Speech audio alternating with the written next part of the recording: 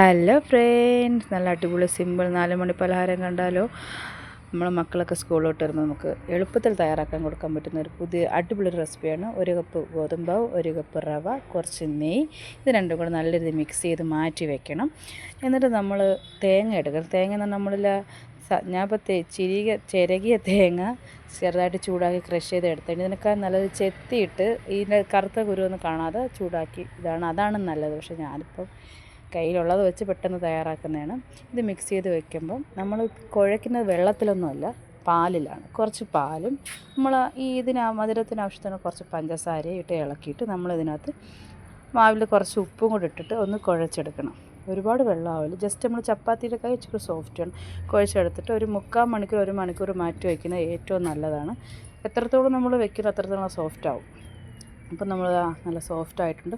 പിന്നെ മുകളിൽ കുറച്ച് പഞ്ചസാര ഇടാം. അപ്പോൾ ഇതിൽ ബിസ്ക്കറ്റ് കണക്കാണ് ഞാൻ ഉണ്ടാക്കുന്നത്. അപ്പോൾ ഈ ബിസ്ക്കറ്റിൻ്റെ മുകളിൽ ചെറിയ പഞ്ചസാര തരിയും റവയുടെ ഒക്കെ ഇരിക്കുന്നതാണ് നല്ല ടേസ്റ്റ് ആയിരിക്കും. അപ്പോൾ ഇത് നല്ല രീതിയിൽ കുഴച്ചെടുത്തിട്ട് ചെറിയ ഉരുളകളാക്കിയിട്ട് ഫോർക്ക് കൊണ്ട് ഇത് ഡിസൈൻ കൊടുക്കണമല്ലോ. ബിസ്ക്കറ്റ് നമ്മൾ എന്തെങ്കിലും നമ്മളെ ഇഷ്ടത്തിന് നമുക്ക് എടുക്കാം. അപ്പോൾ എൻ്റെ ഒരു ഐഡിയയിൽ ഞാൻ ഇതുകൊണ്ട് ഒന്ന് ചെയ്ത് നോക്കി, പക്ഷേ ഇതങ്ങോട്ട് സെറ്റ് ആവുന്നില്ല. അപ്പോൾ എന്തോ ചെയ്യാൻ പിന്നെ ഒന്ന് ആലോചിച്ചപ്പോൾ ഒരു യൂട്യൂബ് വീഡിയോയിൽ കണ്ടതാണ്.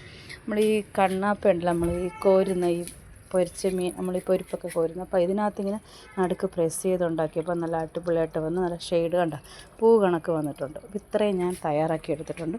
നല്ല തിളച്ച എണ്ണയ്ക്കകത്ത് തീ കുറച്ചിട്ട് പിന്നെ വെക്കണം, അല്ലെങ്കിൽ നമുക്ക് അകം വേവില്ല. അത് നല്ല അടിപൊളി സൂപ്പർ സാധനമാണ്. പഞ്ചസാരയൊക്കെ മുകളിൽ വന്ന് കിടക്കുന്നുണ്ട്. അപ്പോൾ അടുത്ത പുതിയ റെസിപ്പിയായിട്ട് വീണ്ടും കാണാൻ. ടാറ്റാ.